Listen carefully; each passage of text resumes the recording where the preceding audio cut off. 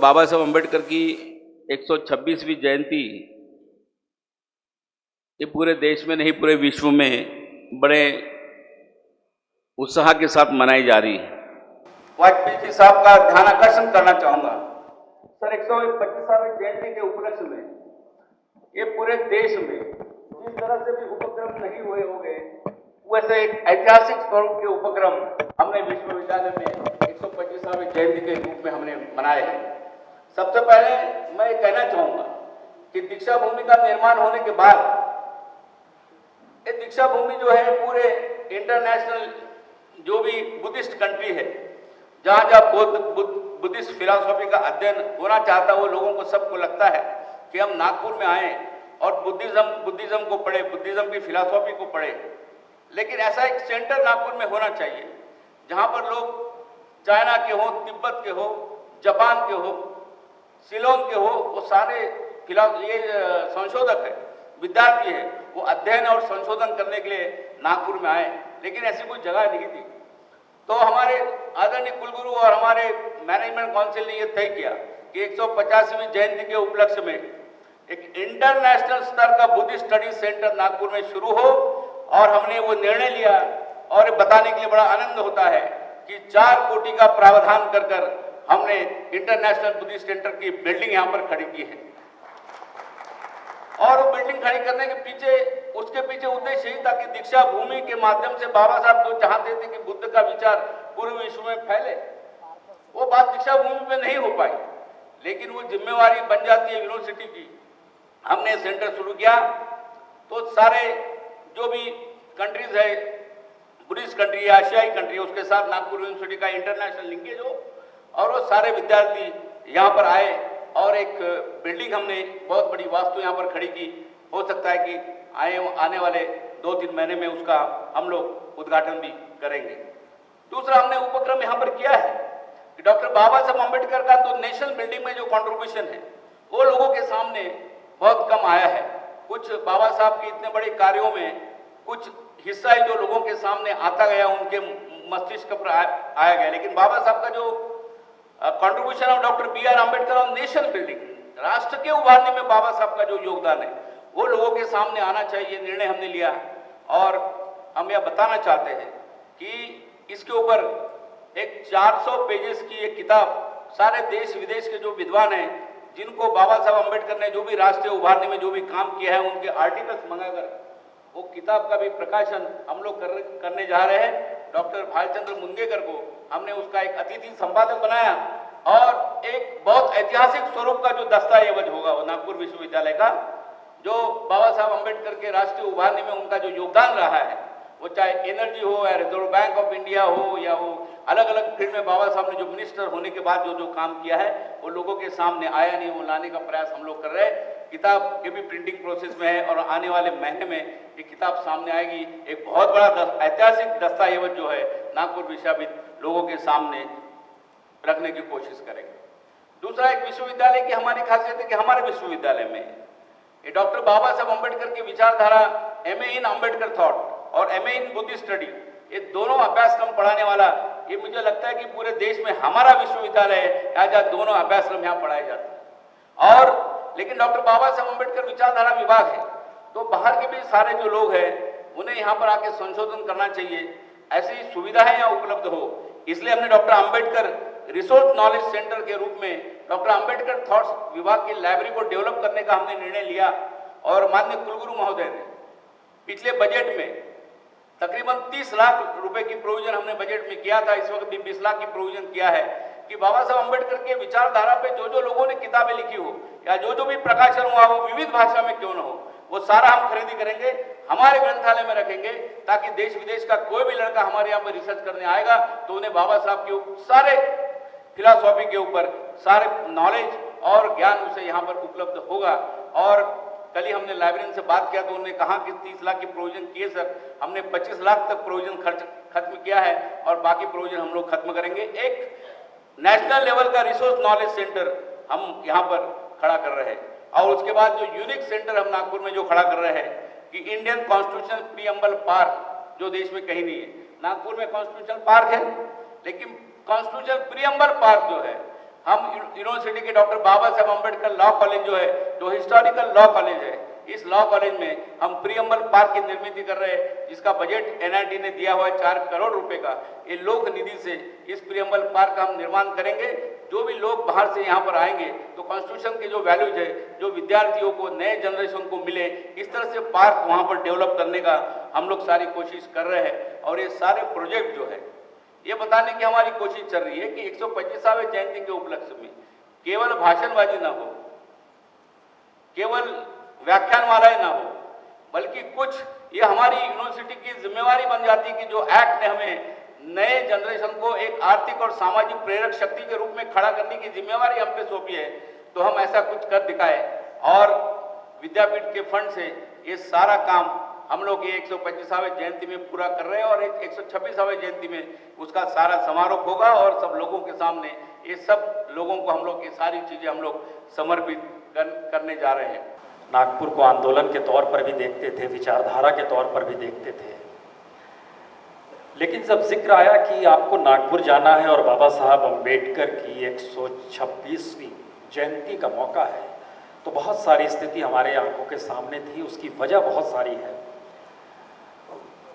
उसकी वजह शायद यह भी है कि इस शहर में पहली पहचान संजय जीवने से हमारी हुई, जिन्होंने दलित रंगभूमि शुरू की थी। और वो कैसा होना चाहिए दलित रंगभूमि, उसके पीछे हम लोग की लंबी चर्चा भी होती थी। और भी बहुत सारी स्थितियां रही ऐसी, लेकिन आज हम जब आए तो हम पूछ रहे थे कि नागपुर में वो लाइब्रेरी कहाँ पर है। तो इन्होंने बताया कि नागपुर की लाइब्रेरी वहीं पर है जहाँ पर हम लोग जा रहे हैं, और वो पुरानी स्थिति में ही है, शिफ्ट नहीं हुई है। तो हम अक्सर यहाँ पर यूनिवर्सिटी में आते थे, पढ़ते थे, और संयोग ऐसा है कि चूंकि आप जब नागपुर में रह रहे हैं तो गाहे बगाहे आपके जहन में 2-3 सवाल आएंगे ही। आंदोलन की जमीन रही है, फैक्ट है, आप उसका अध्ययन करेंगे। संघ का हेडक्वार्टर है, आरएसएस को समझने की कोशिश करेंगे। और बाबा साहब अम्बेडकर की दीक्षा भूमि है, उसके ज़रिए आप बाबा साहब अम्बेडकर को समझने की भी कोशिश करेंगे। और चूंकि हम नागपुर के नहीं हैं, महाराष्ट्र के नहीं हैं, और पहली बार आए, दिल्ली से आए, पटना यूनिवर्सिटी में पढ़ाई की, जेएनयू में पहुँचे, उसको बीच में छोड़ा, अखबार निकालने यहाँ आ गए। तो यूनिवर्सिटी से निकला हुआ लड़का कोई भी होता है, वो यूनिवर्सिटी के प्रतिबिंब को छोड़ नहीं पाता है। हम भी नहीं छोड़ पाए। और हमारे जहन में ये था कि नागपुर जा रहे हैं तो नागपुर यूनिवर्सिटी की लाइब्रेरी का लाभ तो उठाया ही जाए। और यही सोच के सबसे पहले मास कम्युनिकेशन में हमने एडमिशन लिया था। और उसके बाद जो बाहर से छात्र एमए वगैरह करते हैं, उसमें हमने पॉलिटिकल साइंस भी यहाँ से परीक्षा दी थी। तो नागपुर यूनिवर्सिटी से रास्ता लाइब्रेरी में जाकर रहने पहुँचने का। और हम उस दौर के कुछ कागजों को टटोल रहे थे जब ये बात हुई कि आपको जाना है। हमें बहुत पुराना अपना ही आर्टिकल मिला। उस समय प्रभास जोशी जनसत्ता के संपादक हुआ करते थे, और हमने आर्टिकल लिखा था उस समय विदर्भ को लेकर और किसानों को लेकर और ट्राइबल्स को लेकर, जो हमारी अपनी समझ थी। हम जरा उस नज़रिए को समझना चाह रहे थे। स्मॉल होल्डिंग्स इन इंडिया, बाबा साहब अम्बेडकर की किताब है। इस किताब के रेफरेंस में हमने पूरा आर्टिकल लिखा था कि बाबा साहब अम्बेडकर क्या सोच रहे थे हिंदुस्तान के किसानों के बारे में। एक किताब ये थी। एक और एक आर्टिकल मिला, एक दूसरी किताब थी, हम उसका लेकर आए, जो स्टेट एंड माइनॉरिटीज़ पर है। उसमें हमें पहली बार पढ़ते पढ़ते नजर आया कि बाबा साहब अम्बेडकर नेहरू से चाहते थे कि योजना आयोग दे दिया जाए उन्हें। वो मंत्री बनना नहीं चाहते थे। वो प्लानिंग कमीशन के तहत वो इस देश को देखना चाहते थे, कई नज़रिए से वो देख रहे थे, समझ रहे थे। और किसानों को लेकर उनका आखिरी हिस्सा यही मानना था, पढ़ते पढ़ते निकल कर आया कि उनका अंतिम उद्देश्य बड़ा साफ था कि जो किसान है उसकी क्षमता को कैसे हम बढ़ाएं। आज जो हम लोग कर्ज माफ़ी का जिक्र सुन रहे हैं, उस किताब को अगर पढ़िएगा तो उसमें कर्ज माफ़ी का पूरा वो चैप्टर है, जिसमें बताते हैं कि किसान जो होता है 3-4 फसल पर टिका होता है। एक फसल आती है, वो लगाता है, फिर दूसरे फसल में पैसा लगा देता है, फिर तीसरी फसल में लगा देता है। तो जहन में बहुत सारे सवाल हमारे अक्सर आते रहे कि बाबा साहब अम्बेडकर जो सोचा करते थे वो कितना मौजूदा वक्त में, आज की हमारी चर्चा मौजूदा वक्त से बिल्कुल जुड़ी हुई होगी। नॉस्टैल्जिया और बाबा साहब अम्बेडकर की विरासत के आईने में जरा मौजूदा वक्त को हम आकलन जरूर करना चाहेंगे, क्योंकि जब आप पढ़ना शुरू करें तो हमें लगता है जैसे बहुत चर्चा होती है हिंद स्वराज की। महात्मा गांधी ने 1911 में जब हिंद स्वराज जब सामने आया, जो लिखा जा रहा था, तो हमें लगता है कि बहुत सारे कम लोग जानते होंगे कि बाबा साहब अम्बेडकर जब अमेरिका में पढ़ाई कर रहे थे तो वो इंडियन इकोनॉमिक सिस्टम को लेकर लिख रहे थे, और बिल्कुल वही पीरियड है जिस समय गांधी हिंद स्वराज लिख रहे हैं। उस पीरियड में जब चला जाइएगा, उस पर काम किया है कोलंबिया यूनिवर्सिटी ने, बहुत काम किया है बाबा साहब अम्बेडकर को लेकर। उस पीरियड में जब चले जाइएगा आप, तो आपको समझ में आएगा कि हिंदुस्तान की इकोनॉमी को लेकर मौजूदा वक्त ही नहीं बल्कि नेहरू से लेकर अभी तक जो अंतर्विरोध रहे हैं, उसकी वजह को क्या वो उस वक्त समझ रहे थे? उनके जहन में बस एक सवाल था कि हिंदुस्तान की इकोनॉमी चूंकि पराधीन है, अंग्रेज यहाँ से सारी चीजें ले जा रहे हैं, जिस दिन हम स्वाधीन हो जाएंगे उस समय हमारे सामने कौन सा मॉडल होना चाहिए। अब आप कल्पना कीजिए कि उस पीरियड में वो शख्स अध्ययन कर रहा है, समझ रहा है, और बहुत सारी ऐसे डॉक्यूमेंट्स मिले। और चूंकि हमारी आदत रही है, हम अपने टेलीविजन में भी जब खबर को लेकर आते हैं तो हम रेफरेंसेस के साथ लेकर आते हैं, जिससे कि सामने वाला काउंटर करे तो कम से कम वो रेफरेंसेस के साथ हो भी आए। अगर हम रेफरेंस के साथ हैं तो आप भी रेफरेंस के साथ हमको काउंटर करें, यह हमें बड़ा बढ़िया लगता है। और मुश्किल ये है कि मौजूदा सत्ता हो या इससे पहले मनमोहन की सत्ता हो, हम लोग तो रेफरेंसेस के साथ रहते हैं और हर सत्ता को हम लोग के साथ मुश्किल हो जाती है, ये एक अलग हिस्सा है। लेकिन बहरहाल हमारे जहन में एक सवाल आया, और ये सवाल को लेकर हम लगातार राइटिंग भी कर रहे हैं। नेहरू अगर प्रधानमंत्री नहीं होते और सरदार पटेल इस देश के प्रधानमंत्री होते तो क्या क्या हो सकता था, इसको लेकर अध्ययन हर कोई कर रहा है। हमने जितना अध्ययन किया, हमारे जहन में एक सवाल फिर उठा, कोई ये बात को क्यों नहीं कहता है कि अगर नेहरू नहीं, सरदार पटेल नहीं, बाबा साहब अम्बेडकर अगर इस देश के फर्स्ट प्राइम मिनिस्टर होते तो क्या होता? देखिए, ये मौका ताली बजाने का नहीं है, जरा इसकी कल्पना करने की कोशिश कीजिए।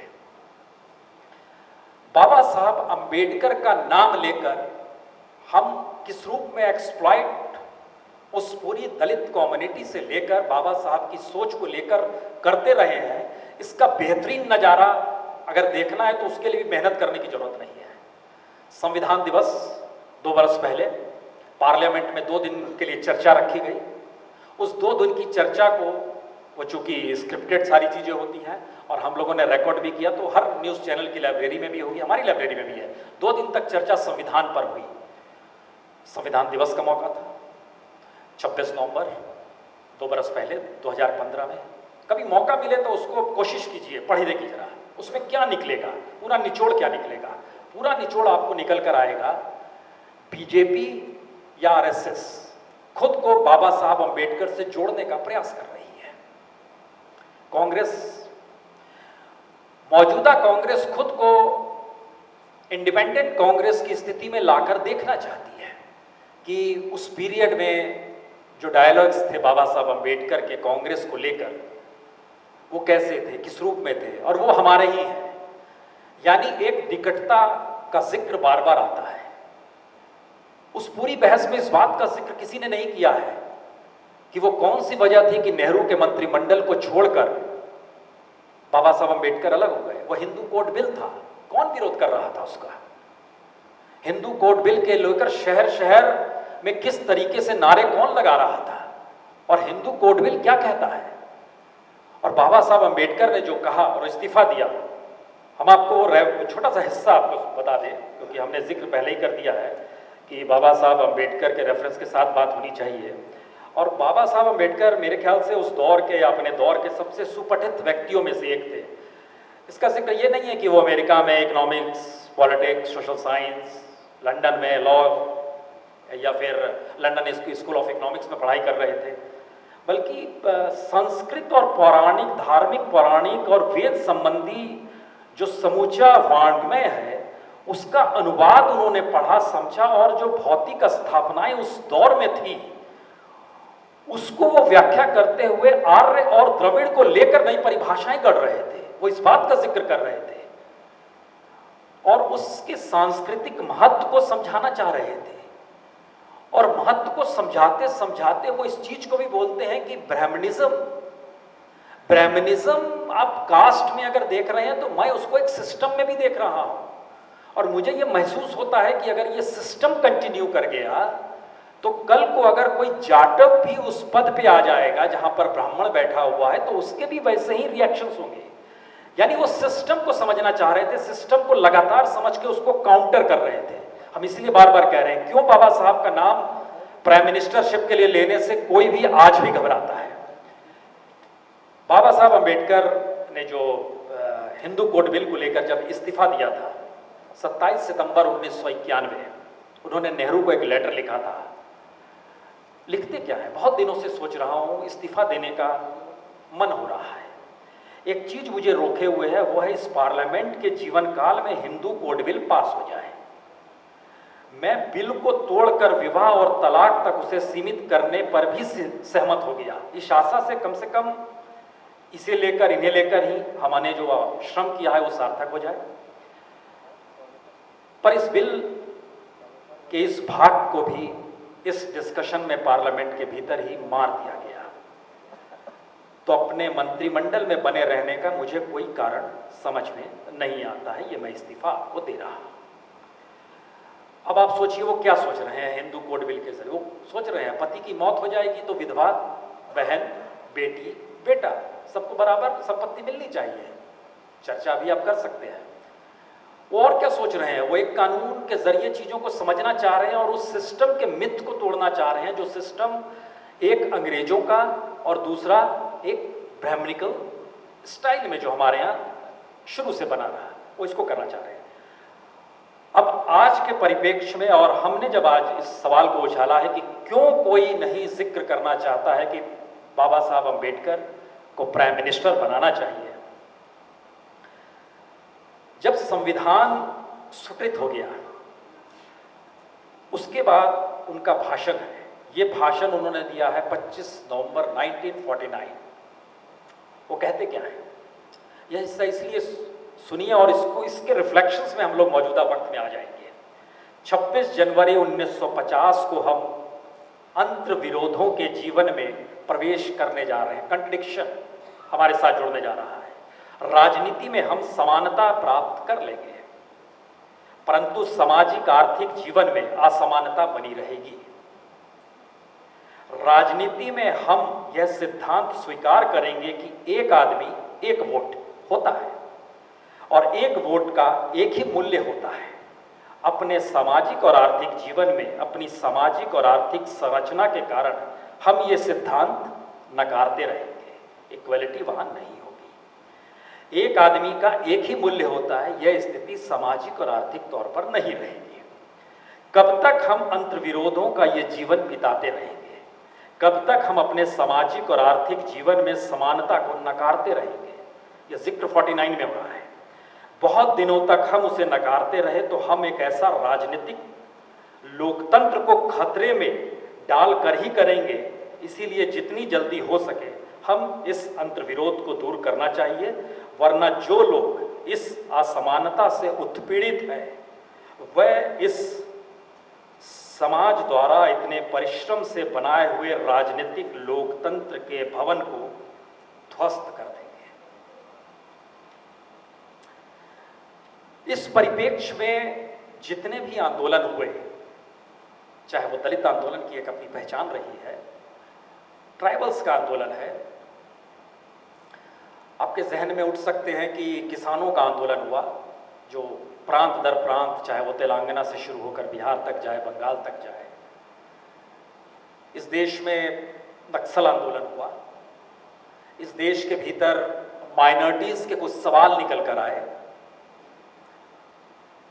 या फिर इस देश के भीतर मंडल का जिक्र आपके जहन में आएगा, कमंडल का जिक्र आएगा। हम खाली आंदोलनों के उस स्थितियों को महसूस करना चाहते हैं। वो कौन सी स्थिति है, वो कौन सी एक नब्ज है जिसको आप पकड़ेंगे तो आपको समझ में आएगा कि असमानता तो है समाज में, और असमानता में सबसे उत्पीड़ित शब्द किसके साथ जुड़ जाता है, कौन है वो व्यक्ति और वो क्यों है। क्या इस चीज को आत्मसात करने की स्थिति में उस वक्त कांग्रेस थी? क्या इस चीज को समझने के लिए जनसंघ उस वक्त तैयार हुई? जो श्याम प्रसाद मुखर्जी ने उस वक्त शिफ्ट किया खुद को हिंदू महासभा से आरएसएस के पास पहुंचे, क्या वो थी? या एक लंबे पीरियड में किसी ने भी इस बात को चिंतन किया? और सोचिए, जब भाषण खत्म होता है बाबा साहब अम्बेडकर का, उसके बाद भाषण शुरू होता है नेहरू का। नेहरू भाषण में प्रस्ताव रखते हैं सामने संविधान सभा में, हमारा उद्देश्य ये है। नेहरू का भाषण खत्म होता है, बाबा साहब अम्बेडकर फिर खड़े हो जाते हैं। ये तारीख है 13 दिसंबर 1949। नेहरू उद्देश्य बता रहे हैं और बाबा साहब अम्बेडकर काउंटर करते हैं, बोलते हैं समाजवादी के रूप में इनकी जो ख्याति है, नाम नहीं लिया था, वो सारी जो डॉक्यूमेंटेड है, इनकी जो ख्याति है उसे देखते हुए ये प्रस्ताव निराशाजनक है। ये जिक्र बाबा साहब अम्बेडकर कर रहे हैं। और फिर उसके बाद वो कहते हैं, मैं आशा करता हूं कोई ऐसा प्रावधान होगा जिससे राज्य सत्ता, जिसके पास में सत्ता है, आर्थिक, सामाजिक, राजनीतिक, इकोनॉमिक, सोशल, पॉलिटिकल न्याय को यथार्थ रूप दे सके। उस दृष्टिकोण से मैं आशा करता हूं ये प्रस्ताव बहुत ही स्पष्ट शब्दों में घोषित करे कि देश में सामाजिक आर्थिक न्याय हो। इसके लिए उद्योग धंधे और भूमि का राष्ट्रीयकरण होना चाहिए। जब तक समाजवादी अर्थतंत्र ना हो तब तक मैं नहीं समझता कि कोई भी भावी सरकार जो सामाजिक, आर्थिक और राजनीतिक न्याय करना चाहती है वो कर भी सकती है। 70 वर्ष तो बीत गए।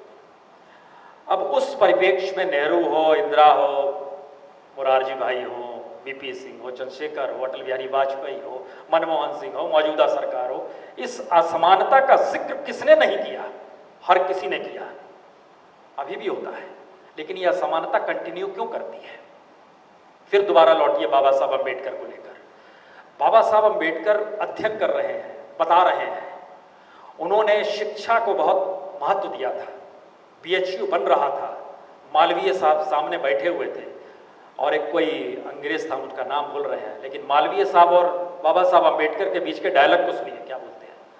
मालवीय कहते हैं आप अम्बेडकर साहब को कि आपने बहुत एजुकेशन को लेकर बड़ा काम किया है, हम भी चाहते हैं कि बच्चे पढ़ें और बीएचयू इस रूप में स्थापित होगा और हमने अलग अलग जगहों से पैसा कलेक्ट किया है, ज़मीन मिली है, ये सारी चीज़ें हैं और मुझे गर्व होना चाहिए कि आज हमारे साथ बाबा साहब अम्बेडकर भी हैं जिन्होंने शिक्षा पर इतना काम किया और शिक्षा से एम्पावरमेंट आता है, यानी ताकत मिलती है।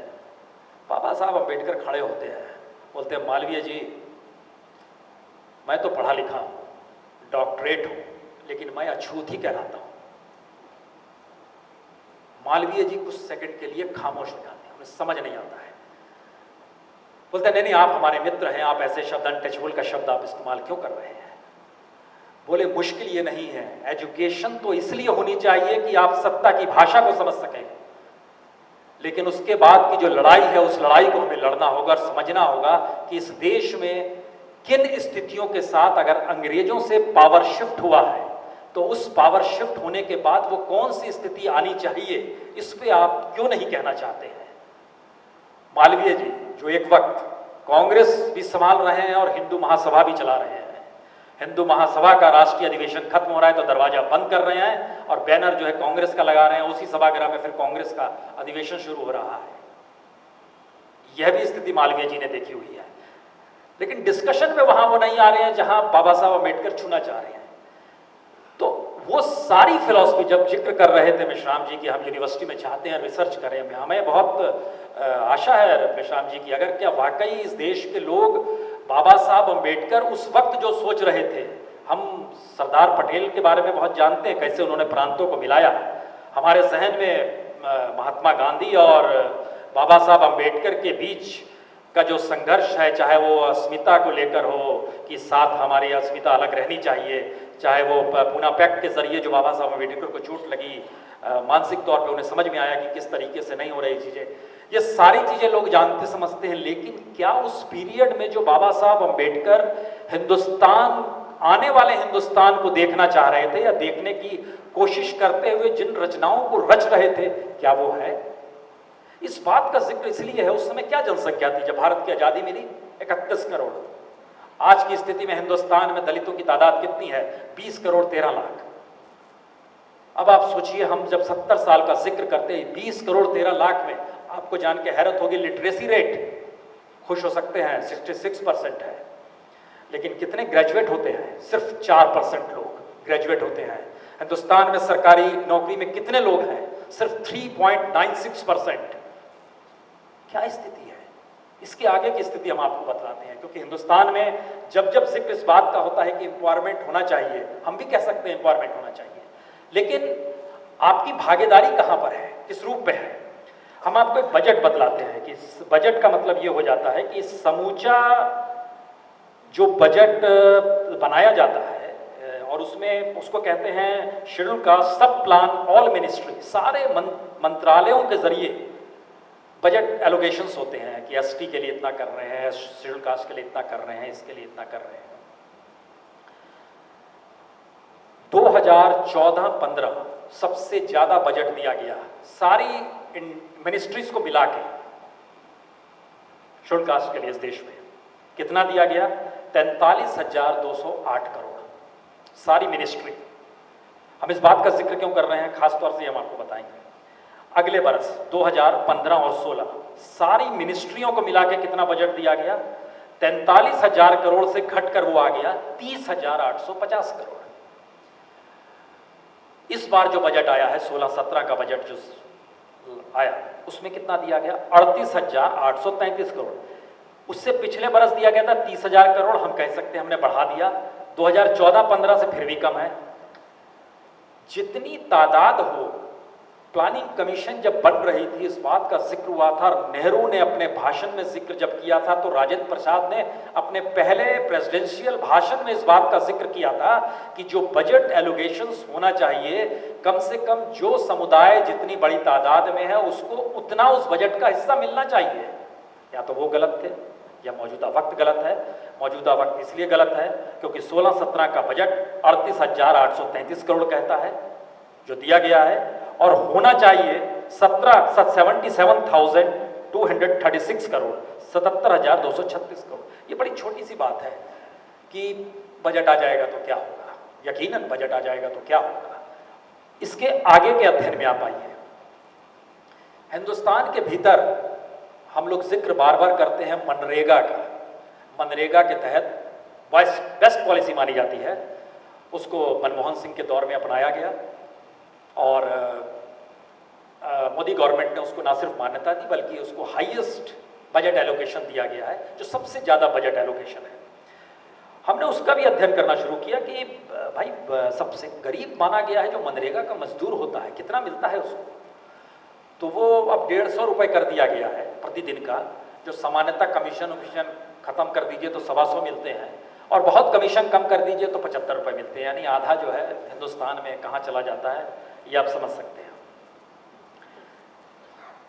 हिंदुस्तान में गवर्नमेंट के आंकड़े बतलाते हैं एक दलित फैमिली में 5 लोगों का अगर परिवार हो तो प्रतिदिन गांव में रहने वाले परिवारों के हिस्से में आता है 69 रुपीज 83 पैसा। शहरों में 208 रुपए प्रतिदिन, 6,260 रुपए है टोटल। ये 5 व्यक्तियों के परिवार में है। उसको अगर आप कम करेंगे, एक एक में आएंगे, तो फिर आप समझ सकते हैं किस तरह की हिस्सेदारी होगी। दूसरा हिस्सा हमारे यहाँ जो बीपीएल है, बीपीएल को लेकर भी बड़ी फिलॉसफी है। बीपीएल का मतलब गरीबी रेखा से नीचे जो होते हैं, उसमें जो आंकड़े दिए जाते हैं कि 29 रुपए होंगे, फिर 30 रुपए कहा गया, फिर 35 रुपए कहा गया, इतनी आय होनी चाहिए, इसके नीचे आएंगे तो ये हो जाएगा। अरे जिस देश में 80% 80 नहीं, वो परसेंटेज भी हमारे पास है। आप कल्पना कीजिए कि जिस देश में लगभग 85% गरीबी रेखा से नीचे तबका आ रहा है, वो क्या करेगा? इसकी कमाई 5,000 भी नहीं है महीने की, और 5 व्यक्तियों का परिवार है, और सिर्फ 4% लोग हैं दलित सोसाइटी में जो 10,000 प्लस में आते हैं महीने के। जरा सोचने की कोशिश कीजिए कि हम लोग जिन परिस्थितियों में हैं उस परिस्थितियों में आज जब हम ये व्याख्या कर रहे हैं, अगर ये व्याख्यान 1952 में चल रहा है तो आप क्या कहेंगे? 1952 में बाबा साहब अम्बेडकर इस बात का जिक्र करते हैं कि आने वाले वक्त में जो असमानता है वह कितनी असमानता इस समाज के भीतर होने वाली है, क्योंकि नेहरू मॉडल बड़ी इंडस्ट्री को ले आया, बड़े बांध बना दिए, सरमाएदारों की पार्टी के तौर पर पहचान बनती चली गई, जनसंघ छोटे व्यापारियों की पार्टी के तौर पर बनती चली गई। कहाँ है समाज? अगर पॉलिटिकल नहीं है तो किस रूप में समाज होगा? और आज जब हम खड़े होकर कहते हैं, अपने टेलीविजन स्क्रीन पर बतलाते हैं कि इंडियन पॉलिटिक्स ने सारे इंस्टीट्यूशंस को खत्म कर लिया है, बाबा साहब अम्बेडकर 1952 में कह रहे हैं कि हो सकता है कि आने वाले वक्त में पॉलिटिकल पावर इतना मजबूत हो जाए कि इस देश की डेमोक्रेसी उसी में सिमट जाए। हिंदुस्तान की राजनीति में सबसे ज्यादा खर्च 2014 के लोकसभा चुनाव में हुआ है।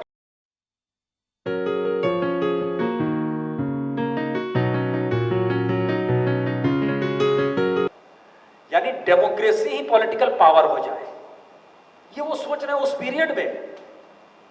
अगर वो शख्स सोच रहा है ऐसा, तो क्या वो नेहरू से टकरा नहीं रहा है?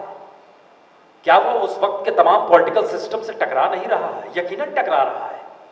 और वो उन पॉलिटिकल सिस्टम से ही नहीं टकरा रहा है, बल्कि उस पूरे ऑर्गेनाइजेशन स्ट्रक्चर से टकरा रहा है जो पॉलिटिकल फॉर्म में उस वक्त हमारे यहाँ बनना शुरू हुआ था और आज की तारीख में हमारे सामने खड़ा हुआ है। और इस पॉलिटिकल ढांचे को देखते हुए वो उस वक्त कह रहे हैं कि हो सकता है आने वाले वक्त में सरमाएदार ही पॉलिटिशियन हो जाए। वो शख्स इस बात का जिक्र कर रहा है, तो वो शख्स किसे मंजूर होगा कि वो प्रधानमंत्री बन जाए? किसी को मंजूर नहीं होगा। हमें तो एक मॉडल चाहिए, उस मॉडल में एक मार्केट चाहिए, मार्केट में एक फैटी मिडिल क्लास चाहिए, और एक इस तरीके से सोसाइटी के भीतर एक कंफ्यूजन चाहिए जिसमें इस बात का एहसास लगातार बना रहे कि कमजोर तबके को मदद चाहिए सरकार की तरफ से, या फिर कमजोर तबका सरकार की तरफ ही देखता रहे। ये भी सिचुएशन है। यानी आप किस रूप में हैं या नहीं हैं, इसका एहसास आपको नहीं होगा, इसका एहसास आपको पॉलिटिक्स कराएगी। और ये सच है कि मौजूदा वक्त में इस देश की राजनीति ने किस इंस्टीट्यूशन को छोड़ा है। मौजूदा वक्त से ही मतलब नहीं है। याद कीजिए जिस वक्त 2011 में घोटाले आ रहे थे, 12 में घोटाले आ रहे थे, 13 में घोटाले आ रहे थे, उस पीरियड में अध्ययन तो हम खूब कर रहे थे। हम ही वो शख्स हैं जो सबसे पहले कोयला घोटाले के पेपर्स हमने निकाले थे और इस देश को समझाया था, जनसत्ता में आर्टिकल लिखा था, बताया था किस तरह से खदानों की लूट हो रही है। संयोग से हम ही वो व्यक्ति हैं जिसने राडिया टेप के पेपर्स को सामने लेकर आया था, जिस समय कोई दिखाना नहीं चाह रहा था, बचना चाह रहा था, हमने बताया, छपाया था, सामने लेकर आया था। लेकिन राजनीति उस पर कारपेट डाल रही थी। और उस पीरियड में याद कीजिए 2011 से लेकर 2013 तक हिंदुस्तान के 21 कॉर्पोरेट घराने प्राइम मिनिस्टर मनमोहन सिंह को 4 बार लेटर लिखते हैं कि आप गवर्नेंस ठीक नहीं चला रहे हैं। हिंदुस्तान में कॉर्पोरेट इतना मजबूत हो गया कि वो प्राइम मिनिस्टर को बोले और लेटर लिखे, लिखा गया। रेफरेंस इसलिए जरूरी है क्योंकि आप इसकी बारीकी को समझिए कि जिस पॉलिटिक्स से घबराहट थी बाबा साहब अम्बेडकर को कि आने वाले वक्त में ये स्थितियां हो सकती हैं, हम देख रहे हैं वो होते होते हो गई है। तो क्या अगर वो शख्स अगर प्राइम मिनिस्टर बन गया होता उस समय, तो क्या ये स्थितियां होती? वो तो फर्स्ट अटैक वहीं पर करता। वो किसे मंजूर होगा? ना तो ब्राह्मणिकल सिस्टम को वो मंजूर होगा, ना वो उस पश्चिमी इकोनॉमिक मॉडल को वो मंजूर होगा, ना वो इस बात को मंजूर होगा जो कि देख रहा है कि किस तरीके से वोट बैंक बनना है। आपको जान के एक और चीज होगी, बाबा साहब अम्बेडकर एक और जिक्र करते हैं, जब बात आई इस देश में कि पंचायत स्तर पे भी चुनाव होने चाहिए, बोले अरे रोकिए इसे। वो नेहरू से उनके डायलॉग्स हैं। बोले ये आप क्या कर रहे हैं? बोले क्यों, डेमोक्रेसी है, पंचायत स्तर पे होगी। बोले हो तो जाएगी, लेकिन आपने कास्ट खत्म नहीं किया है, कास्ट सिस्टम को जीवित रखा है। और पंचायत स्तर पे जब चुनाव होंगे तो कास्ट बेस पे होंगे, और वही कास्ट बेस धीरे धीरे होते होते आपकी पार्लियामेंट को इफेक्ट करेगा। ये हो रहा है साहब, आप देख रहे हैं, और इसका जिक्र वो 50s में कर रहे हैं। और हमारे यहाँ पंचायत स्तर का मौका हो या निकाय का मौका हो, किसी भी चुनाव में देख लीजिए, कास्ट मैटर करती है। आपके पास दूसरी कोई स्थिति नहीं है। और शायद इसीलिए वो कास्ट के प्रोसेस में होते होते स्थिति ये आ गई इस देश में कि हर कोई वोट बैंक है, नहीं तो नहीं है, हर चीज पॉलिटिक्स है, नहीं तो नहीं है, कॉन्स्टिट्यूशन वर्क नहीं करेगी, नहीं तो अब आपके पास क्या उपाय है इसका? आप इसको काउंटर कैसे करेंगे अगर इस रूप में स्थितियां आके आपके दरवाजे पर खड़ी है तो? अब इसका एक दूसरा हिस्सा लाइए। लोग कह सकते हैं अरे बाबा साहब अम्बेडकर उस वक्त ये सोच रहे थे तो हो सकता है वह भी इस सिस्टम में प्राइम मिनिस्टर बन जाते तो वो भी करप्ट हो सकते थे। आप कह सकते हैं। वो फिर एक और सवाल खड़ा करते हैं। उन्होंने ना सिर्फ ये कहा कि जो ब्राह्मणिकल सिस्टम है वो ब्राह्मणिकल सिर्फ जातीय स्थिति नहीं है बल्कि ये सिस्टम है, और उन्होंने ये भी यहाँ तक भी कहा कि कोई जाटअप भी अगर वहाँ चला जाएगा तो फिर हो सकता है वो करप्ट हो जाए। इस बात को वो टच कर रहे हैं और ये उदाहरण देते हैं। बोले एक चीज और ध्यान दीजिए और अध्ययन कीजिएगा, सिर्फ अगले 2 इलेक्शन 1952 में इलेक्शन हुआ और उन्होंने बोला कि 1957 का इलेक्शन के बाद भी आप लोग रीड कीजिएगा, वो उस समय के बाद फिर वो जो इंतजार था कि शायद वो लिखेंगे उसके बाद उनका निधन हो गया, लेकिन वो बोल रहे हैं कि जरा अध्ययन कीजिएगा। इस पॉलिटिकल पावर पे मैं चोट इसलिए करता हूं कि एक तरफ लोहिया जब इस बात को डिस्कशन करते हैं कि इतनी असमानता है और ऐसी सोच है और नेहरू का जीवन इतना रईसाना है, इस बात का जिक्र वो बाहर कर रहे थे उस समय तक पार्लियामेंट में आए नहीं थे। पार्लियामेंट में आए तो लोहिया का बड़ा जबरदस्त जो आर्गूमेंट्स है, जो 3 आना बनाम 16 आना जो है कि वो बताते हैं कि पर कैपिटा इनकम कितनी थी उस समय, जो बहस हुई थी और आखिर में उस समय प्लानिंग कमीशन को नीचे आना पड़ा था कि वो ठीक कह रहे हैं और 11 या 9 आने पर आकर सहमति हुई थी, 16 आने उस समय कहे जा रहे थे। लेकिन बाहर तो जिक्र लगातार हो रहा था कि इतनी रईसी कांग्रेस के भीतर है। उन्होंने बोला कि जो भी पॉलिटिशियन किसी भी कास्ट का हो उसकी संपत्ति का एनालिसिस कीजिएगा मौका मिले तो। अब ये बात वो कब कर रहे हैं? 50s में कर रहे हैं। हम लोग चूंकि इसको पढ़ते रहते हैं और हम अच्छा मौका रहता है, हम लोग हर चीज खबर का एक पेक खोजते हैं कि कौन से पेक में। तो संयोग ऐसा होता है कि बाबा साहब अम्बेडकर की आज जयंती है, आज संयोग से हम दिल्ली में होते तो कार्यक्रम उन्हीं पे करते, रात में आपको देखने का मौका मिलता, लेकिन यहाँ पर है। या फिर पुण्यतिथि का मौका होता है तो भी प्रोग्राम ये करते हैं, या फिर कुछ खास गवर्नमेंट ऐलान कर दे बाबा साहब अम्बेडकर को लेके, तो फिर हम लोग उस पर अध्ययन शुरू करते हैं, यार जरा किस तरह से फैक्ट क्या है इसको बताया जाए। हमने देखा, अध्ययन जब करना शुरू किया कि हिंदुस्तान की पॉलिटिक्स में 80s में ना कहिए 91 तक आप जब अध्ययन करेंगे तो आपको परसेंटेज ऑफ संपत्ति जो है बढ़ती हुई जो दिखाई देगी, वो हमने एनालिसिस किया, इसलिए हमारे को आंकड़े हर याद हैं। आप सोचिए 1952 में चुनाव लड़ने वाला शख्स 1971 तक जो एक महत्वपूर्ण स्थिति बनती है, इंदिरा गांधी उस समय आ गई, नेहरू के पीरियड तक ही ले आइए या इंदिरा गांधी के पीरियड तक लाइए या लाल बहादुर शास्त्री के रखिए, पॉलिटिशियंस की संपत्ति इस देश में बढ़ती है 17 से 19% रेज कर रही है संपत्ति। और सोसाइटी में जो ग्रोथ रेट है, जो ग्रोथ रेट का मतलब ये हुआ कि जो रोजगार सरकारी नौकरी है और अनऑर्गेनाइज सेक्टर में जो काम कर रहे हैं उनको जो संपत्ति जो डेवलप हो रही है वह 3% से 6% के बीच में। पॉलिटिशियंस की बढ़ रही है 17 से 19%, उनकी बढ़ रही है 3 से 6।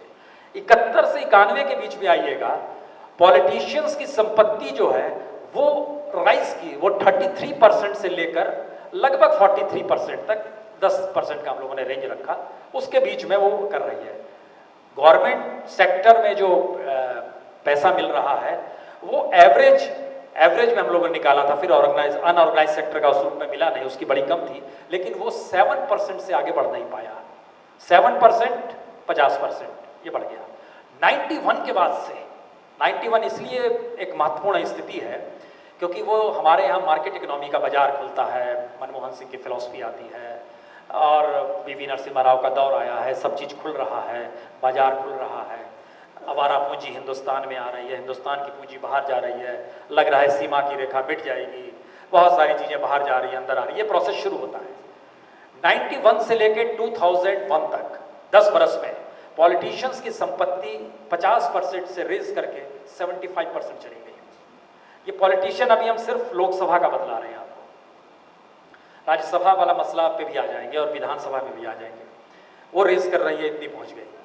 2001 से लेकर 2014 कहिए या 16 कहिए, जो कहना है। अब 16 तो हम कह नहीं सकते हैं, 14 तक कहेंगे क्योंकि हलफनामा जो दायर किया जाता है, और 2016 का जिक्र हम इसलिए भी कर सकते हैं कि कुछ जगहों पे कुछ सांसद माने कुछ विधायक बनने कुछ चले गए, वहाँ उन्हें हलफनामा दायर करना पड़ा, कुछ ने छोड़ा है पद, कुछ विधायक सांसद बन गए। तो ये सारी चीज़ों के बीच में जो बाई इलेक्शंस होते हैं उसमें कुछ विधायक चुनाव लड़े तो इस बीच में सांसद बने। वो एवरेज जो है, जो पॉलिटिशियंस की जो संपत्ति बढ़ने का जो आंकड़ा है वो 100 से 200% है। ये बड़ा बेसिक है, मतलब किसी का 100% बढ़ा है, किसी का 500% तक बढ़ा है। हमारे फाइनेंस मिनिस्टर का तो बहुत ज़्यादा बढ़ा है जो मौजूदा वक्त में है, वो भी हमने दिखाया, ऐसा नहीं है। मायावती का बढ़ा है, अरुण जेटली साहब का बढ़ा है, कपिल सिब्बल साहब का बढ़ा है। ये 3 हमने जिक्र भी किया था, दिखाया भी था कितने हाई परसेंटेज में पैसा बढ़ता है। और उसी पीरियड में, इसी पीरियड में हमारे यहाँ जो गवर्नमेंट सरकारी कर्मचारियों को जो पैसा दे रही है और जो अनऑर्गेनाइज सेक्टर में है, अगर इन दोनों को मिला दीजिएगा, इन दोनों को मिलाने का मतलब यह है कि इस दौर में अनऑर्गेनाइज सेक्टर की स्थिति बहुत खराब हो गई संयोग से, वहाँ पैसा कम होने लगा। यहाँ पर सरकार कुछ कुछ पैसा दे रही थी, लेकिन वो एवरेज जो आया उसको भी जब देखा 2 डिजिट में पहुंच ही नहीं पा रहा है, 10% में नहीं आ पा रहा है। रेंज ऑफ इनकम जो है, एक हिस्सा ये हो गया, एक हिस्सा 200% हो गया। महंगाई की रफ्तार का एवरेज 18% एवरेज से चल रहा है। आपके पास पैसा धीरे धीरे धीरे धीरे कम हो रहा है, जो आप ही का बैंक में पैसा है या आप ही के पास पैसा है वो कम हो रहा है। इस स्थिति में हम आकर खड़े हैं। अब अगर उसका जिक्र 1952 में हो रहा है, बाबा साहब अम्बेडकर कर रहे हैं, इंडिकेशंस दे रहे हैं वो सिर्फ, चूंकि हम इसलिए बार बार कह रहे हैं कोलंबिया यूनिवर्सिटी के जरिए जो चीज़ें लिखी गई, चूंकि वो वहाँ पर अध्ययन जब कर रहे थे तो कोलंबिया यूनिवर्सिटी ने इस पर बड़ा काम किया और उनके अध्ययनों को आधार बना के हिंदुस्तान को उस परिप्रेक्ष्य में देखने की भी कोशिश की। तो उस अध्ययन को करते समय उस रेफरेंसेस को, अब तो आपके पास सुविधा है, आपको बहुत मेहनत करने की जरूरत नहीं है, उनके ऊपर जो पेपर्स लिखे गए हैं, तो कोलंबिया यूनिवर्सिटी के नाम से बाबा साहब अम्बेडकर को जोड़ते हुए आप नेट पर भी सर्च कर सकते हैं, उसमें भी बहुत सारे फैक्ट्स आपके सामने, फिगर्स आएंगे सामने।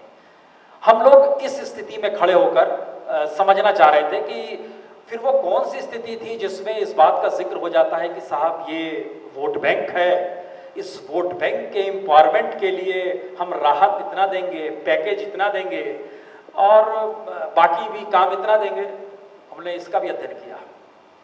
हमने सोचा हिंदुस्तान में वो कौन सी स्थितियां हैं जिसमें नेहरू से लेकर मौजूदा वक्त तक में जितनी भी सरकारों ने जितने भी पैकेज दिए हैं और जितनी भी राहत दी, जितनी भी योजनाएं लेकर आए, बावजूद इसके वो कौन सी स्थितियां हैं जिसमें जो व्यक्ति गरीब है वो और गरीब हो गया, सामाजिक तौर पे असमानता और बढ़ गई, स्थितियां और विकट हो गई। ऐसा क्यों हो गया?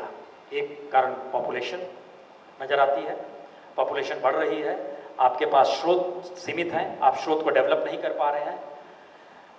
लेकिन एक दूसरी स्थिति भी नजर आ रही है और इसमें आपको आना होगा, दोबारा उस पॉलिटिक्स में लौटना होगा जिसको खतरा बाबा साहब अम्बेडकर आज़ादी के तुरंत बाद और पहले चुनाव से पहले लकीर खींच रहे हैं। 1949 से लेकर 52 के बीच का अध्ययन कभी मौका मिले तो बाबा साहब अम्बेडकर इंडियन पॉलिटिक्स को लेकर क्या कह रहे हैं, किस हिसाब से वो सोच रहे हैं। हिंदुस्तान में सबसे ज़्यादा जॉब पॉलिटिक्स में है, पंचायत से लेकर पार्लियामेंट तक की स्थिति में जब आप आइएगा तो ये आंकड़ा भी हमने निकाला कि कितने पदों पर चुनाव होता है, उन पदों पर चुनाव लड़ने वाले लोग जो होते हैं वो कितनी बड़ी तादाद में होते हैं और हर लोग के पीछे चुनाव लड़ाने वाले जितने लोग होते हैं उनकी स्थिति क्या होती है। और ये एक पूरा अध्ययन है। इस अध्ययन के समानांतर में हम उसका आंकड़ा बतलाते हैं आपको, लेकिन उस अध्ययन के समानांतर में कभी आपको मौका मिले, अगली बार जब महाराष्ट्र में चुनाव हो या देश में चुनाव हो, तो अच्छा इलेक्शन कमीशन ने धीरे धीरे वो टाइम पीरियड और कम कर दिया है, अब 30 दिन में ही चुनाव नहीं। उस 30 दिन के भीतर आप अपनी कॉन्स्टिट्यूंसी चुन लीजिए, जिस भी कॉन्स्टिट्यूंसी में आपको काम करना है। सेंट्रल नागपुर ही ले लीजिए मान लीजिए, या फिर नागपुर की लोकसभा सीट पे आप अध्ययन करना चाहते हैं उसको कर लीजिए। उस पीरियड में कितना पैसा लीगली खर्च हो रहा है और कितना गैरकानूनी खर्च हो रहा है। लीगली का मतलब ये होता है एक सांसद 70 लाख रुपए खर्च कर सकता है, सांसद नहीं, एक उम्मीदवार जो चुनाव लड़ रहा होता है तो जाहिर है एक सीट पे हम एवरेज मानकर चलते हैं 10 कैंडिडेट होंगे तो 7 करोड़ रुपए खर्च होने चाहिए। और सारे के सारे पॉलिटिशियंस कहते हैं जनाब 70 लाख में तो कुछ नहीं होता है, जो बढ़ा दिया गया 70 लाख मैक्सिमम है, एवरेज 52 लाख है। वो राज्य और क्षेत्र के हिसाब से चीजें तय होती हैं। विधायक के लिए 40 लाख है, वो भी 25 से 40 लाख के बीच में रेंज दिया इलेक्शन कमीशन ने। लेकिन किसी एक कॉन्स्टिट्यूंसी में देखिएगा तो इलेक्शन कमीशन के मातहत जो निर्धारित रकम है, वो रकम जो खर्च की जा रही है, वो पैसा इससे पहले और बाद किसी महीने में खर्च क्यों नहीं हुआ? वो पैसा कहां से आ गया? एक हिस्सा, दूसरा हिस्सा, उस पीरियड में कितने लोगों को रोजगार मिला? झंडा बनाने वाला, बैनर बनाने वाला, नारा लगाने वाला, सड़क पे दूसरे के खिलाफ बोलने वाला, कुछ भी गाड़ी चलाने वाला, जो भी सोच लीजिए, ये एक रोजगार कहां से पैदा हो गया? इलेक्शन हो रहा है, पैदा हो गया। और इन स्थितियों में जो गैर कानूनी, जो खुद इलेक्शन कमीशन भी आंकड़ा देता है, वो पिछले ही 2014 के चुनाव में उसने 36,000 करोड़ का आंकड़ा दिया था, कितना खर्चा हो। हम लोगों ने तो निकाला तो और ज्यादा निकल रहा था कि क्योंकि पिछला चुनाव जो था वो सबसे हाईएस्ट हिंदुस्तान की राजनीति में सबसे ज्यादा खर्च 2014 के लोकसभा चुनाव में हुआ है। ये इलेक्शन कमीशन का ही डाटा है। बाबा साहब अम्बेडकर उस समय जिक्र कर रहे हैं 50s में, कांग्रेस से पूछ रहे हैं चुनाव लड़िएगा, पैसा तो चाहिए होगा, जीरो बजट पे क्यों नहीं लड़ते हैं चुनाव आप लोग? पैसा तो बोले भाई फ्यूल चाहिए, गाड़ी जाएगी, घूमेगी, झंडा रहेगा, निशान रहेगा, ये रहेगा, वो रहेगा। तो बोले पैसा आएगा कहाँ से? बोले नहीं, वो 10-10 पैसे और चवन्नी जो होती थी हम लोग लेंगे और इस रूप में पैसे की किया जाएगा। ये आर्गुमेंट सुन के अपनी डायलॉग्स में, किताब में है कि वो डायलॉग्स हम कर रहे हैं। और फिर धीरे धीरे क्या हुआ, पैसा कहाँ से आया? मान लीजिए टाटा बिरला उस समय थे, सरमाएदारों का जिक्र जो हम कर रहे हैं। बोले लेकिन वो फिर सवाल करते हैं 1952 के इलेक्शन के बाद कि ये पैसा जिन्होंने दिया है उनको क्या मिला? इंडस्ट्री की दिशा में नेहरू आगे बढ़ चुके हैं, बड़ी बड़ी इंडस्ट्री खुल रही है देश में।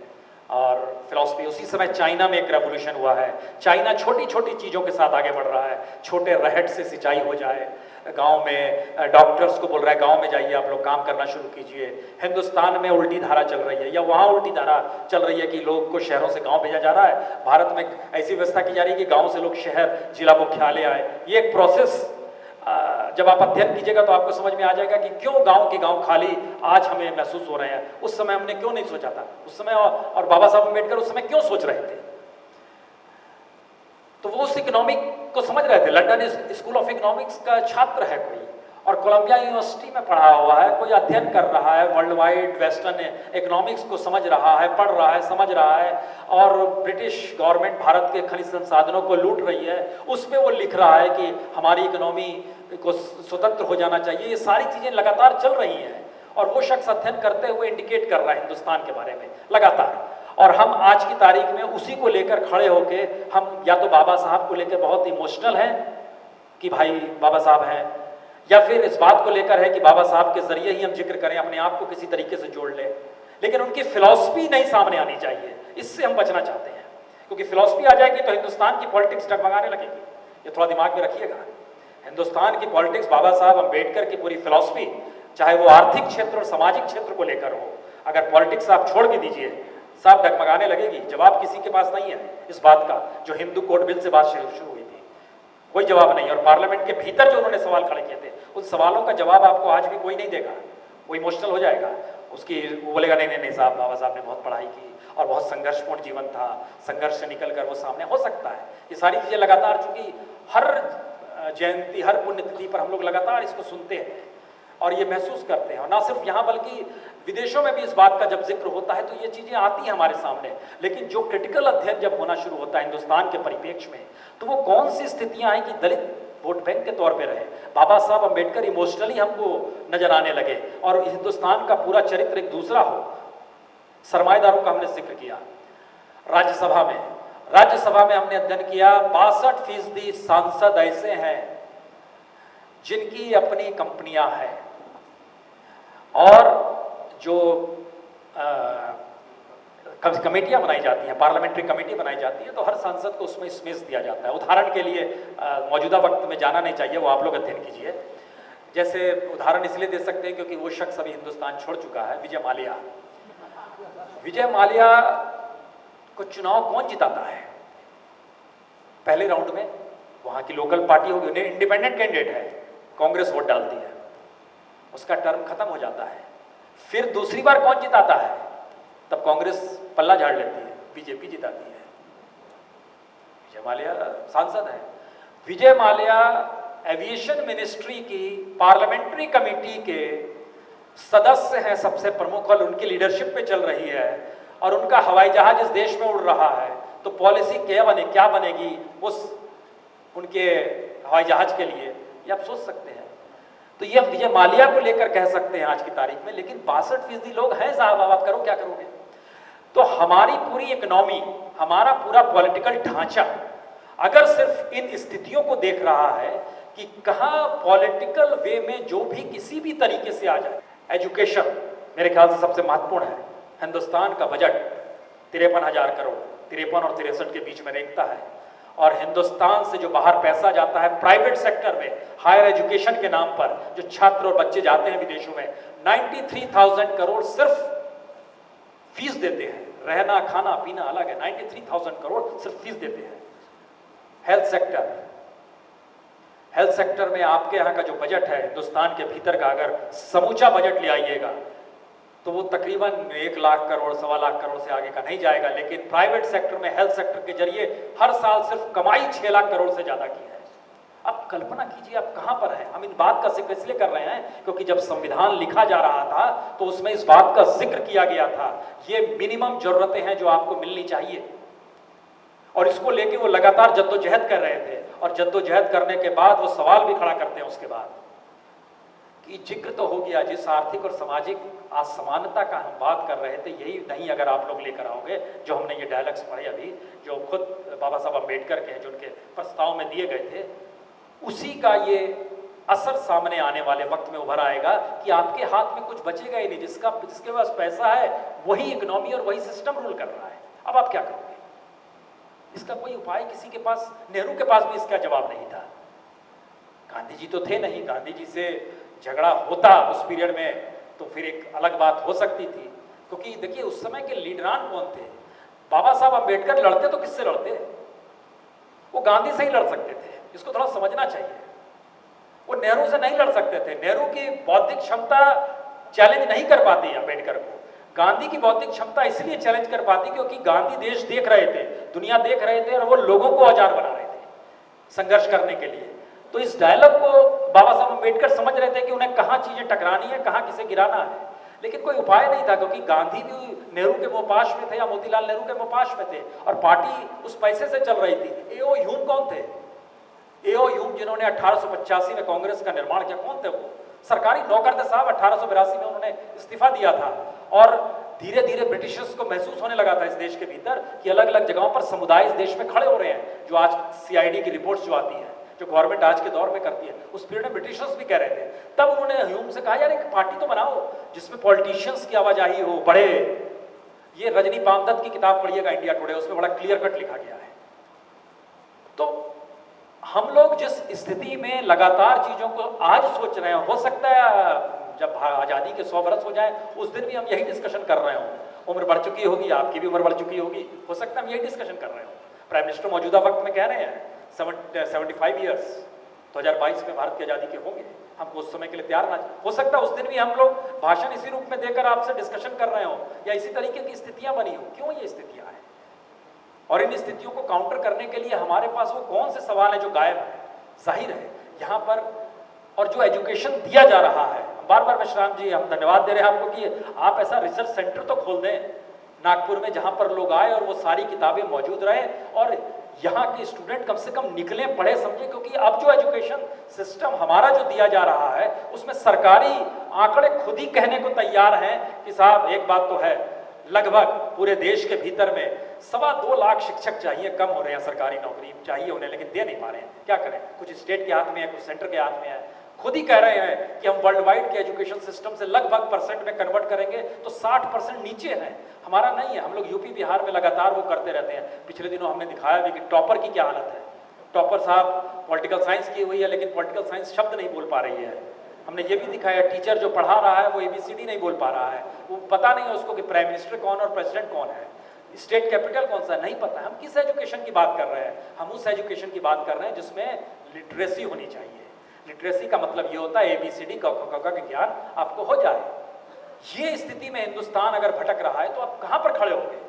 कल परसों हम अध्ययन जब कर रहे थे तो हमें नजर आया कि हिंदुस्तान एकमात्र देश है जहां पे जो नुमाइंदगी करता है जितने लोगों की, वो सबसे ज्यादा है। अब आप सोचिए, हिंदुस्तान में 2011 के सेंसस के मुताबिक एक सांसद को अपने अंदर जो 10 लाख से ज्यादा लोगों की वो नुमाइंदगी करता है। तो मेरे ख्याल से बाबा साहब अम्बेडकर को जब भी याद किया जाए, और खासतौर से जब हम आज जयंती के दिन मौजूद हैं, हमको लगता है कि उनकी उस पूरी स्टडी को सामने लाना चाहिए और उस स्टडी के आधार पे शायद कुछ क्रिएट कर सकें या आगे बढ़ सके या बता भी सकें, क्योंकि ये भी जेन्युइनली हम लोग बताने की स्थिती में आ नहीं पा रहे हैं। डॉक्टर बाबासाहेब आंबेडकरांच्या जयंतीनिमित्त आपण जे विचार करतो आहोत त्या विचारामध्ये आपापल्या परीने आपण मांडतो विचार। तर ज्यावेळेला मी इथे अध्यक्ष भाषण करायला आजच्या या अतिशय प्रभावी भाषणानंतर उभा आहे त्यावेळेला माझ्या मनामध्ये तिथून सुरुवात होते ज्यावेळेला डॉक्टर बाबासाहेब आंबेडकर यांनी आपल्या राज्यघटनेची निर्मिती केली आणि ती सादर केली आणि ती निर्मिती सादर करत असताना काही प्रसंग ओढवले। अलीकडच्याच काळामध्ये काही दिवसांपूर्वीच याच सभागृहामध्ये मी डॉक्टर बाबासाहेब आंबेडकरांच्या आणि एकंदरीत आपल्या देशाच्या डेमोक्रेसी या विषयावर एक छोटंसं अध्यक्षीय भाषण काही मिनिटांचं केलं होतं। त्यावेळेला याचा उल्लेख केलेला होता आणि तो उल्लेख आज पुन्हा करायची इच्छा मला आहे। तो उल्लेख म्हणजे असा की ज्यावेळेला ही राज्यघटना तयार होत होती त्यावेळेला एक शेवटचे जे काही भाषणं झाले, डिबेट्स झाले, त्या डिबेट्समध्ये एक डिबेट असा होता की किती कोणाला मतदानाचा अधिकार द्यायला हवा, मतदानाचा अधिकार देताना काही क्वालिफिकेशन्स असायला हवेत का, आणि त्या डिबेटमध्ये अनेक पैलू समोर आले। प्रॉपर्टी क्वालिफिकेशन असावं का, एज्युकेशनल क्वालिफिकेशन असावं का, ज्या लोकांना थोडं लिहिता येतं, थोडं वाचता येतं, थोडी आकडेमोड करता येते, बेरजा वजाबाकी करता येतात, अशांना मतदानाचा अधिकार द्यायचा की जे थोडाफार टॅक्स देण्याची ज्यांची क्षमता आहे गव्हर्नमेंटला त्यांना मतदानाचा अधिकार द्यायचा का, अशा सर्व गोष्टींवर विचार जेव्हा चालला होता त्यावेळेला नंतर एकमताने असं अल्टिमेटली असं ठरलं की ह्या देशाच्या स्वातंत्र्य प्राप्तीच्या लढ्यामध्ये असे अनेक लोक होते, मेजॉरिटी लोक असे होते की ज्यांना लिहिता वाचता येत नाही, ज्यांचा शिक्षणाशी फारसा संबंध आलेला नाही, लिहिता वाचताही येत नाही, तर शिक्षणाशी आलेला संबंध तर दूरच। अशा लोकांच्या योगदानामुळे आपल्या देशाला स्वातंत्र्य मिळालं आणि त्यांना आपण आपल्या देशाला चालवण्यासाठी आपल्या देशाच्या निर्णय घेण्याच्या क्षमतेपासून दूर ठेवायचं ही काही वस्तुस्थिती लक्षात घेता हे बरं नाही, योग्य नाही। म्हणून एकमताने ठरलं की सगळ्याच लोकांना मतदानाचा अधिकार द्यायचा। समता, इक्वॅलिटी, लिबर्टी वगैरे तर आपण फार मस्त उपभोगतो आहे, स्वातंत्र्य उपभोगतो आहे। स्वातंत्र्य उपभोगता बघता आपण भरकटतो पण आहे, भरकटतो आहे म्हणजे स्वातंत्र्याचं आपण कन्व्हर्शन स्वैराचारामध्ये करतो आहे, मध्येच आपल्याला स्वतःला लगाम देऊन पुन्हा त्या स्वैराचारातनं मागे येतो आहे, हे सगळं आपली प्रोसेस चालू आहे। आपण ते we are enjoying our independence, we are enjoying our liberty, we are enjoying our liberty in every field. हे सगळं जरी खरं असलं तरी पण एक इक्वॅलिटी नावाचा जो प्रकार आहे तो इक्वॅलिटी नावाचा प्रकार आपण अजूनपर्यंत ॲब्सल्यूटली अचीव करू शकलेलो नाही। बंधुभाव हा भाव आपण ॲब्सल्यूटली अचीव करू शकलेलो नाही की आपल्या देशाच्या एकंदरीत वाटचालीमध्ये आणि आपल्या समाजाच्या एकंदरीत वेलबिंगमध्ये आपल्या देशाच्या राज्यघटनेचा अतिशय महत्त्वाचा हातभार आहे आणि ही राज्यघटना 4 खांबांवर उभी आहे आणि ते 4 खांब आपण असे म्हणू शकतो की हे एक वाहन आहे, 4 चाकी वाहन आहे आणि हे 4 चाकी वाहन चालण्यासाठी म्हणून पार्लमेंट, ज्युडिशियरी, ब्युरोक्रेसी आणि मीडिया हे त्याची 4 चाकं आहेत। एकही चाक त्याचं डळमळलं की पूर्ण समाजाचं पुढचा प्रवास थांबतो, त्याच्यामुळे ही 4 चाकं अतिशय नीटपणे असायला पाहिजे। आज हमने जो कुछ सुना है वो बहुत ही महत्वपूर्ण है, क्योंकि बाबा साहब के विचारों को अलग अलग ढंग से प्रस्तुत किया जाता है, लेकिन पुण्य प्रसूत वाजपेयी साहब ने बाबा साहब के विचारों को जो प्रस्तुत किया है आज के परिप्रेक्ष्य में, 1950 से लेकर या बाद में जो बाबा साहब ने उस वक्त जो विचार रखे थे जनतंत्र के संदर्भ में, पार्लियामेंट के संदर्भ में, या ये देश की सामाजिक और आर्थिक जो व्यवस्था है वो कैसे होना चाहिए, उसके संदर्भ में आपने जो भाषण दिया बहुत ही महत्वपूर्ण भाषण दिया। और आप केवल एक वक्ता नहीं, केवल एक विश्लेषक नहीं, आप एक सही मायने में यानी किसी भी बात का कैसा वस्तुनिष्ठ विश्लेषण करना चाहिए, आप सही मायने में एक अच्छे विश्लेषक और सही ढंग से विश्लेषण करने वाले आप वक्ता और विश्लेषक है। और आपने जो बात हमारे सामने लाई है बहुत ही महत्वपूर्ण लाई है, इसलिए मैं आपका बहुत आभारी हूं।